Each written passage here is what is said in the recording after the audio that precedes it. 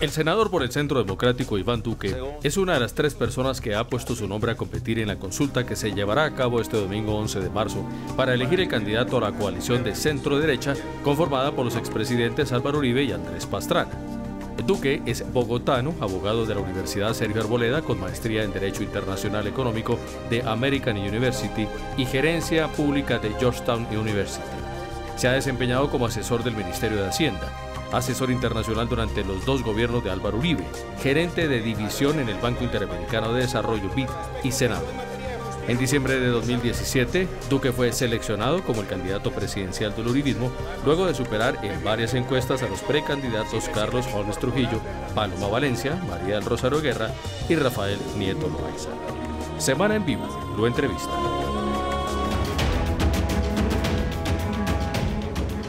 Bienvenidos aquí a Semana en Vivo. Finalmente tengo aquí a una persona que con la que quería comenzar toda esta serie de entrevistas que vamos a hacer con los 3 candidatos que van a presentar su nombre a la consulta que va a ser el Centro Democrático y sectores de centro derecha de este país el 11 de marzo.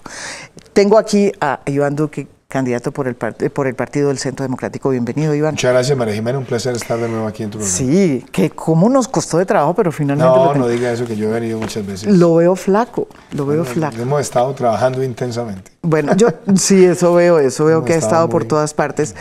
Comencemos con, como tenemos una hora y la idea es un poco expulgar muy bien cuáles son esas banderas que usted plantea en su campaña presidencial. Yo quería plantear el tema económico inicialmente, en el que usted es muy fuerte. Usted siempre ha dicho, si yo llego a ser presidente de este país, lo primero que voy a hacer es una reforma estructural en términos tributarios, una famosa... En términos fiscales. Bueno, en términos fiscales, perdón, en términos fiscales. ¿Qué es lo que va a hacer usted y qué cree que quedó mal en este gobierno? Pues María Jimena, primero, aquí le ha hecho mucho daño al país la política de seguir incrementando el gasto y que después vengan los impuestos. Hay un artículo en la Constitución que se presta para ese tipo de abusos. Entonces lo que hemos visto en los últimos años es los presupuestos crecer y de la mano viene esa carga tributaria. Aquí se cometió el error de gastar la bonanza petrolera como si nosotros tuviéramos reservas para 200 años y era una bonanza transitoria de un producto para el cual tenemos menos de 7 años de reservas. Se cayeron los precios y dijimos cambiemos petróleo por impuestos. Hoy hay una realidad, la tarifa de renta corporativa en Colombia es de las más altas del continente, está por encima del promedio de los países más ricos. Segundo, nosotros tenemos una tarifa de IVA muy alta, entonces por las 2 vías hemos contraído la inversión y también el consumo. Yo pienso lo siguiente, hay que hacer una reforma fiscal seria, que empiece, elimine el derroche. Este es un país que se ha gastado mucho en publicidad y en eventos, en duplicidades de funciones, en expansión de la nómina a la rama ejecutiva. ¿Pero en qué sentido, por ejemplo? Por ejemplo, aquí se han gastado más de 700.000 millones de pesos en los últimos años al año en publicidad y en eventos. Cargos de la rama ejecutiva han aumentado en 27.000 en los últimos 4 años. Solamente una idea, en el año 2018, según el presupuesto nacional, son más de 7.000 cargos y el costo subió en 780.000 millones de pesos. ¿Pero no cree que eso tiene que ver también con los nuevos cargos o con la nueva institucionalidad que creó el acuerdo? Póngale que una parte sí, pero hay una parte mucho más grande que no. Por ejemplo, yo veo cosas en el Ministerio de Agricultura, se redujo el presupuesto de inversión y se amplió la rama de la nómina de funcionarios. No tiene sentido cuando lo que más se requiere más en el sector es una inversión de calidad. Pero para resumir el cuento, entonces, 1, elimine derroche. 2, haga una gran reforma administrativa que genere ahorros permanentes. 3, yo quiero enfrentar la evasión de renta y de IVA y mi meta es reducirla en un 50% en los próximos 4 años. Esa combinación nos ahorra más de 30 billones de pesos en los próximos 4 años y eso nos debe permitir que baje impuestos a las empresas, para que tengan más capacidad de inversión y que se genere más empleo formal en el país. Y por otro lado, a mí también me parece que hay que mirar qué se puede hacer frente al consumo, de pronto ampliando algunas bases, pero mejorando sobre todo la contención de que la carga la asuman más los hogares más vulnerables de Colombia. Mire, hay consenso entre los empresarios, e incluso más allá de los empresarios, en decir que la carga que tienen hoy las empresas es muy alta, una de las más altas de América Latina. Usted lo que está planteando, y lo ha planteado no solo usted, sino otros candidatos, plantea reducir la carga de las empresas, pero le pregunto, para poder, digamos, de alguna manera buscar recursos para el déficit fiscal, ¿usted plantearía un aumento de los impuestos para las personas ricas de manera individual? Es que hay un tema aquí. ¿O ese tampoco? No, es que ustedes recordarán que hace pocos días estuvimos aquí en el programa en un debate con Cecilia López y con otras personas. Yo decía lo siguiente: hay gente que dice, bájele a las empresas y súbele a las personas naturales. Entonces uno dice, ¿a qué No, pero a las personas, por eso estoy diciendo, claro, que tienen unas ciertas entradas Pero oigan los argumentos dónde están. Hay personas que dicen, cáigale a las personas naturales. Si usted le cae a las personas naturales, primero hay que decir cómo les va a caer. Y muchos dicen, bueno, cáigales bajando el umbral a partir del cual empiezan a declarar renta. Eso termina afectando también a la clase media, que es la que paga vivienda, la que paga educación, la que paga salud. Mi propuesta es mucho más clara.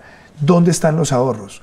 En la eliminación del derroche, en hacer la reforma, pero déjame terminar, en hacer la reforma administrativa y la lucha contra la evasión. Es que nosotros estamos perdiendo 40 billones de pesos al año en la evasión de renta y de IVA.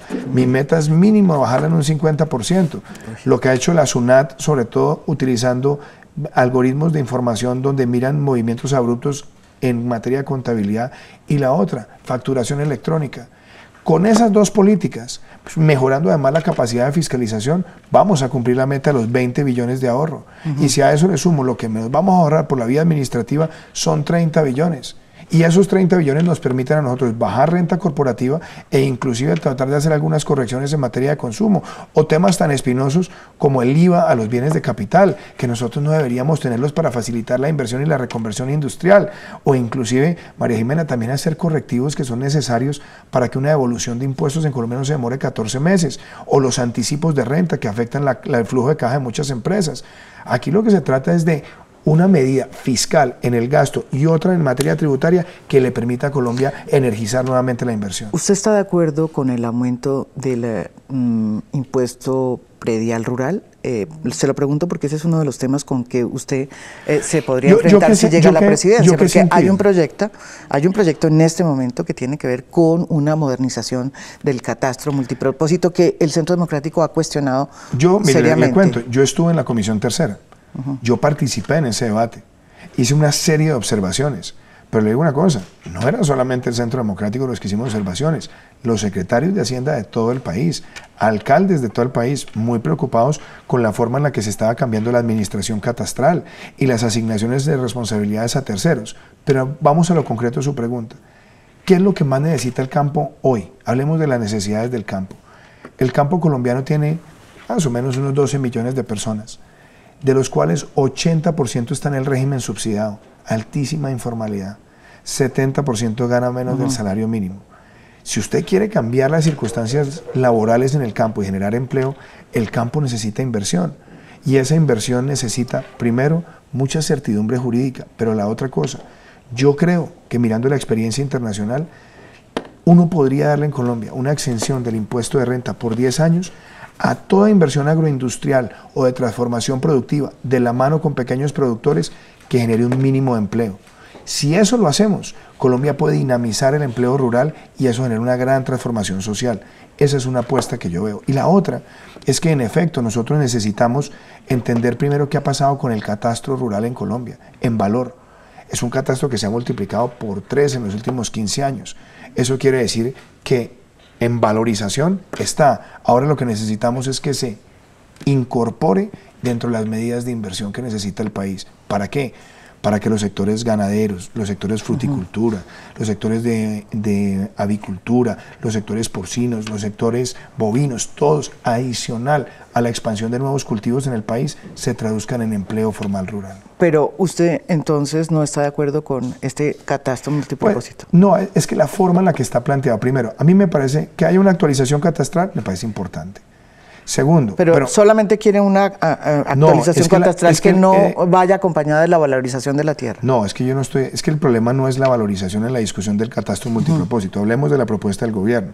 Primero, le están asignando a Planeación Nacional la responsabilidad de todo el manejo catastral del país. No tiene la capacidad institucional para hacerlo. Pero digamos que la cosa articulada tiene razón, pero el objetivo, ustedes es que el objetivo del catastro multipropósito, aumentar el impuesto predial rural, eso no. A ver, ¿No les parece yo veo lo siguiente, María Jimena. Supongamos que usted dijera, aumentemos el impuesto predial rural.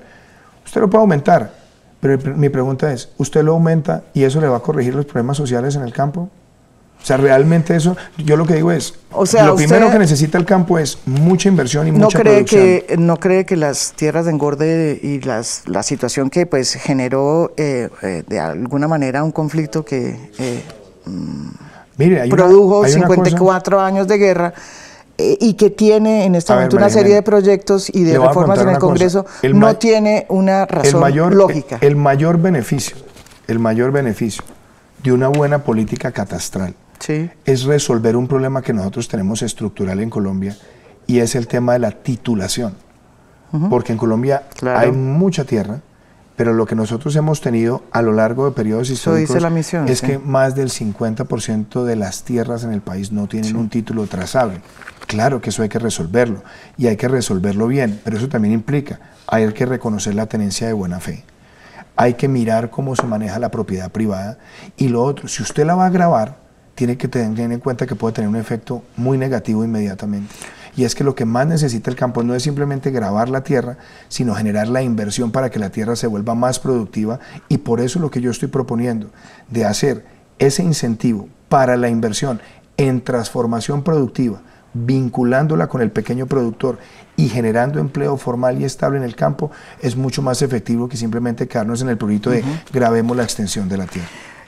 Si usted llega a ser presidente de la República, ¿va a reformar sustancialmente la ley de restitución de tierras? Hay que hacerle correctivos. ¿A qué se refiere con correctivos? Por ejemplo, la carga de la prueba.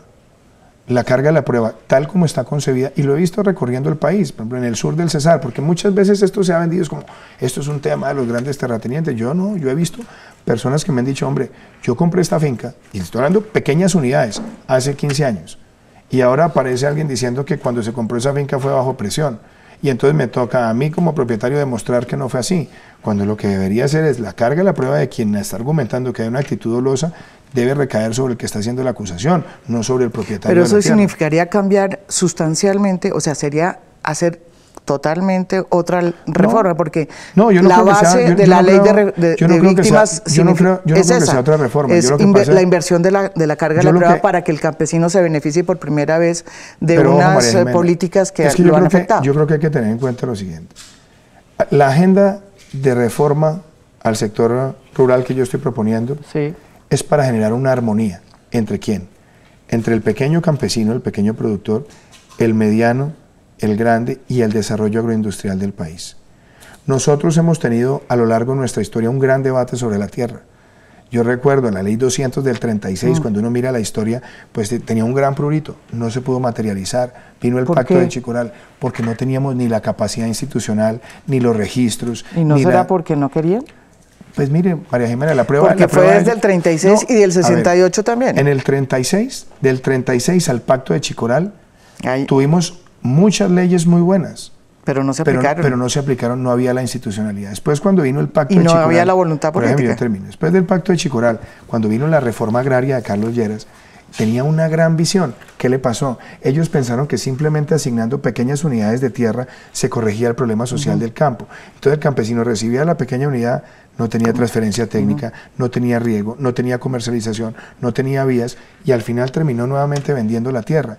Después vino la reforma del 94, que creó las unidades agrícolas familiares. Y lo que nosotros vemos hoy es que siguen encontrándose el país con una especie de tire y afloje entre si es pequeña o es mayor unidad de tierra. Hoy lo que el mundo está viendo en desarrollo agroindustrial no es solamente hablar de la unidad, es hablar de cómo se conecta productivamente. Por eso mi mayor sueño es el matrimonio del campesino con la agroindustria, con unidades, con cooperativas, con mecanismos de producción integrales, con transferencia de tecnología, con riego, con bienes públicos integrales y con la posibilidad de vender el producto para el consumo nacional y también para la exportación. Por eso es mucho más armonioso en este momento pensar cómo llevamos la inversión, cómo esa inversión se traduce en empleo formal, cómo ese empleo formal se traduce en comercialización y cómo eso nos genera un círculo virtuoso permanente en las zonas rurales del país. Claro, pero vuelvo y le pregunto, porque usted va a llegar si llega a ser presidente, usted va a llegar a un país en donde hay una realidad política, en donde existe una ley que está mal que bien, porque no está funcionando bien, ese es otro tema, que está restituyendo a las víctimas del despojo tierras. Y mi pregunta es, ¿ese tema es importante para usted? O sea, usted habla de que, se lo digo porque una de las cosas que el presidente Uribe ha negado siempre es que aquí haya un conflicto. Y aparte, y pues por eso no le gusta tampoco cuando uno plantea con él el tema de la ley de tierras, dice, no estoy de acuerdo porque no hubo un conflicto y no había para qué devolver tierras a esa gente. Yo parto de una base, María Ustedes, esa psicología o esa doctrina sobre la cual se fundamenta esa ley, que es complicada porque usted no llega a un campo donde no pasó nada. Yo creo que estamos mezclando tres cosas en la misma pregunta. Hablemos primero del tema del desarrollo rural. Por eso, pero el desarrollo rural se hace en un sitio donde hubo una guerra. Sí, pero yo lo que veo es que los actores violentos que interfirieron en el desarrollo del campo, primero, ellos también fueron grandes acumuladores de tierra. Claro. Entonces, lo primero que también hay que hacer es quítele a la criminalidad toda esa tierra acumulada. Entre otras, no la han inventariado y aparecen testaferros todos los días. Eso es un tema. Eso estamos de acuerdo. Y yo creo que eso es un principio que el país necesita en materia de legalidad. Lo otro, hablemos puntualmente del desarrollo del sector rural, que es el eje central de la pregunta.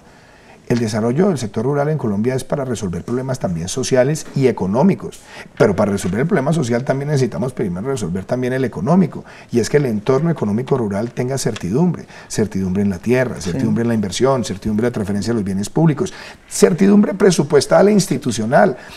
Este es un gobierno que tuvo 5 ministros de Agricultura en 7 años. Yo estoy proponiendo un ministro de 4 años, ministro o ministra con solvencia técnica, que Finagro, que el ICA, que el Banco Agrario tengan la misma solvencia y que todos trabajen para llegarle a esa Colombia rural con el producto que se necesita. Tercero, María Jimena, yo creo en la exención del impuesto de renta por 10 años para que llegue inversión, pero siempre a cambio de la generación de puestos permanentes, porque ahí empezamos a quebrarle el espacio. Pero eso no pasó en el gobierno del presidente Uribe, y se lo digo porque eso pasó, o sea, se le dio la exención de impuestos, pero no produjo a cambio el tema, no se vio un incremento del empleo. Podemos hacer, también parte del debate, el ir atrás y hacia adelante. Pero digo, esa es una receta que ya se hizo y no funcionó. Perdón, se hizo en cultivos de tardío rendimiento. Y le voy a decir una cosa, este país pudo ver crecer el sector de la palma, que ha generado muchísimo empleo de calidad en el campo, y llegar a lo que tenemos hoy, que son 515.000 hectáreas. Este país perfectamente puede llegar a 1 millón de hectáreas de palma. Vimos también el desarrollo del sector cacaotero en unos lugares del país, y vimos también, por ejemplo, el desarrollo de algunas producciones de tabaco en lugares que eran muy complicados de influencia de la coca, como los Montes de María. Entonces yo creo que hay una experiencia que, independientemente de que haya empezado en el gobierno del presidente Uribe, mostró éxito. Lo que nosotros necesitamos también es diversificar la inversión en el sector rural. Además, en muchas regiones del país donde tenemos gran potencial, pero hay que hacer una gran inversión en calidad de suelos. Y entonces lo que nosotros tenemos es que darle a la inversión la certidumbre de que puede llegar, puede generar empleo, puede hacer transformación productiva y puede generar a su vez la transformación social del campo colombiano. Presupuesto, que fue un tema que usted también lo tocó. En la misión rural habla de 13 billones por año. Hoy estamos por debajo de 3 billones en inversión. Hay que ir llevando la inversión pública y privada para cumplir esos objetivos. Y la otra cosa que también le dice la misión, yo creo en la titulación. Y creo que la titulación debe partir de la base que también hay muchos tenedores de buena fe en pequeñas unidades de producción rural. Hay que ayudarles a ellos a tener el título, porque es la base de ejercer la propiedad y poder tener acceso a otras cosas. Y el tema de crédito. Hoy en día, un pequeño productor no tiene fácil acceso, hasta el punto que solamente 2 de cada 10 tienen acceso al pequeño crédito y están yendo al gota a gota. Yo quiero resolver eso, y por eso estoy planteando plataformas para llegarles a ellos con corresponsales no bancarios. Mi idea de transformación rural es desde un punto de vista de economía de mercado, pero siempre solidaria, entre el pequeño y el desarrollo agroindustrial. Cosa que casi le cuesta que le digan que es castrochavista. Yo siempre estoy listo para dar los debates, María Jimena, pero sí creo que el campo colombiano necesita que la gran transformación social parta de la base del matrimonio del pequeño productor y el desarrollo agroindustrial. Antes de irnos a otro tema, hay dos cosas con las que usted, si llega a ser presidente, va a tener que encontrarse, que es todo el tema del desarrollo rural, digamos, de las reformas que quedarían planteadas a partir de los acuerdos de paz que tienen que ver mucho con ese desarrollo rural. Hay una reforma rural integral que me imagino que no va a pasar en este gobierno y que va a llegar virgen si usted llega a ser presidente. Y también el tema del fondo de tierras. Hay muchos analistas que dicen que eso que dijo la misión rural, que dice que no hay tierras para la gente, que para los campesinos, y que se debía hacer este fondo de tierras, de alguna manera es una propuesta también de la misión rural. Hay gente que dice que eso no es cierto y que el problema de Colombia no es que no haya tierras. Ese tema del fondo de tierras y el tema de la reforma rural integral, ¿usted cómo lo va a montar? Yo veo lo siguiente, María Eso Jimena, lo va a borrar y va a hacer lo suyo. Vea, si llega a ser presidente. A mí me parece que hay una premisa que fue equivocada. Una reforma rural integral, para usar los mismos términos, no puede ser solamente un tire y afloje argumental entre las FARC y el gobierno. Mi pregunta es, ¿estuvieron en esa discusión los sectores de la producción? Sí, estuvieron. No, perdóneme, no estuvieron. Los de la SAC fueron los que yo vi la manera. La SAC no son solamente los sectores de la producción. Primero, ¿se habló realmente los campesinos tuvieron una participación en ese debate? ¿Realmente tuvieron participación en ese debate los que hoy están desarrollando el sector rural colombiano? ¿Cuál fue el papel realmente directo de la dirigencia gremial? Una cosa es participar, dar unos comentarios y demás, pero la otra cosa es con quién se debe ¿Usted cree que la reforma rural integral no fue concertada con los empresarios? Claro que sí. No, perdóname, María Jimena, hay unos problemas muy serios ahí que no fueron concertados ni resueltos. Por ejemplo, hablemos de lo que pasa con el uso de la tierra en Colombia. Nosotros tenemos 22 millones de hectáreas de potencial del sector de la agricultura. Estamos por debajo de 7 millones de hectáreas. ¿Cómo podemos desarrollar el resto? Eso es en función de la inversión, de la transferencia de tecnología, de la estabilidad jurídica, hasta el punto que tuvieron que sacar leyes paralelas para poder entrar en certidumbres jurídicas como fue las que hizo con los CIDRES. Pero las CIDRES, por ejemplo, en este momento está en contradicción con muchas de las cosas que están en el acuerdo. ¿Quién lo va a tener que zanjar? Pues lo va a tener que zanjar un gobierno que privilegie, más que el diálogo con los que han sido los verdugos del campo, es donde debe estar la inversión, integrando al pequeño productor y a los que hacen el desarrollo agroindustrial del país. Si Colombia quiere ser una potencia agrícola para ampliar esa frontera, para llegar a esas 20 millones de hectáreas, o a 10 o a 12, necesitamos mucha certidumbre jurídica para la inversión, mucha integración y muchos bienes públicos. Fondo de tierras no. Es que el fondo de tierras, como está planteado, lo que dice es, vamos a acumular 7 millones de hectáreas. Pero deja demasiadas ambivalencias, por eso no está reglamentado. Primero, ¿cómo son los procesos administrativos? Va a reglamentarlo un decreto, está en un decreto que está en estudio de la Corte. No se puede reglamentar sin la discusión del catastro. Sí. Y el catastro quedó muerto en el Congreso. Entonces, ese debate hay que darlo. Y lo otro, las certidumbres sobre el uso de la tierra en Colombia deben partir de la base de la vocación productiva de las regiones. Ese argumento, por ejemplo, de perseguir lo que ellos llaman el monocultivo, primero no reconoce que hay muchísima mayor productividad por hectárea en ciertos productos que en otros y que son vocaciones que tienen las regiones y que además permiten mayor generación de empleo y mayor inversión. Esas son las discusiones que tiene que dar el país y no la tosudez o la terquedad de quienes han sido verdugos del campo y quieren imponer su visión sobre las cosas que el propio mercado, la propia estructura de la tierra, la propia rentabilidad de la tierra, la propia vocación productiva generan. Eso es lo que yo quiero modificar, que la concertación sea con los campesinos, con los productores y que nos permita a nosotros maximizar la productividad rural para generar empleo formal. Eso significa que todo, digamos, lo que tiene que ver con la nueva institucionalidad que se crearía en temas, en términos de la parte de desarrollo agroindustrial, que se deriva del acuerdo y que tiene que ver no con las FARC, sino con el desarrollo del campo, usted lo haría. Yo he dicho lo siguiente. No lo haría. Primero, y que haría su propio proyecto. A mí me parece que han burocratizado demasiado la institucionalidad del sector. Le crearon 3 agencias más. Mi pregunta es, ¿y debilitaron el ministerio, que es el articulador de la política pública? Para en esta época, usted habla de derroche, ¿usted acabaría con esas agencias otra vez? Es que yo he dicho públicamente que hay muchísimas agencias que se crearon en estos 8 años. Agencias, primero, que se han convertido en refugio clientelar de muchos jefes políticos. Y por otro lado, la institucionalidad articulador de política que tiene el ministerio se debilitó. Ahí es donde tenemos que fortalecerla. Lo que más ha demostrado en América Latina que facilita el desarrollo rural son 3 cosas. Primero, inversión. Si usted no lleva la inversión al campo, no hace la transformación. La hizo el Perú, la hizo Uruguay, la hizo Argentina, la está haciendo unos sectores en Chile. No había una guerra antes, ahora ya no hay una guerra. Ahora tenemos que llevar la inversión y la inversión tiene que llegar con certidumbre jurídica. Lo segundo, María Jimena, los bienes públicos. Y hoy el presupuesto del ministerio está en 90% en otros gastos distintos a los bienes públicos, que son solamente el 10%.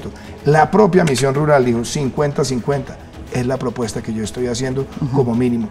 Y lo tercero, usted necesita integrar la producción, que los pequeños y el desarrollo agroindustrial vayan de la mano, y ahí hemos fallado.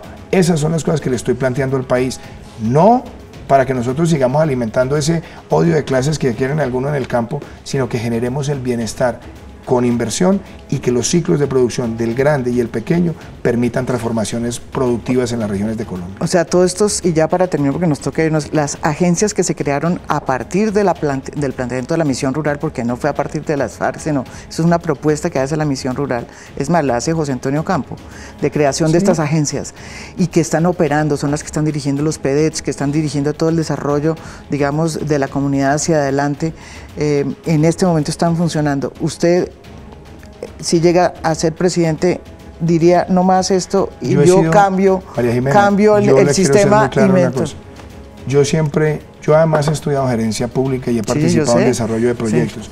Yo siempre creo que la institucionalidad hay que mirarla. Primero, para saber si está produciendo el resultado que se esperaba, que no esté burocratizada, que no entorpezca los procesos del flujo del recurso hacia el objetivo que se quiere. Esa va a ser la línea que yo voy a tener con todas las agencias. Y voy a suprimir las que no funcionen. Y voy a suprimir aquellas que no tengan el cumplimiento de sus objetivos. Y donde yo vea que están cumpliendo sus funciones a cabalidad y que son eficientes, pues habrá que mantenerlas. Eso no se puede hacer con dogmatismo. Pero lo cierto es que yo veo una debilidad institucional en el ministerio. Hemos burocratizado mucho, hemos reducido la inversión y hemos privilegiado el aumento de la nómina. Muchísimas gracias por esta parte primera, que nos ha sido muy interesante oírlo, porque hace rato no habíamos hablado tanto de tantos estos temas. No se vayan, es más, te voy a decir una cosa, acá tengo el libro de mi programa de gobierno, y usted va a ver lo que tenemos acá planteado para el sector rural. Todo es volcado a 2 cosas: mejorar la calidad de vida del campesino colombiano, llevar los bienes públicos y que Colombia tenga la productividad en el matrimonio de la agroindustria y el pequeño productor. Volvemos después de esta pausa, no se vayan, estamos en Semana en Vivo.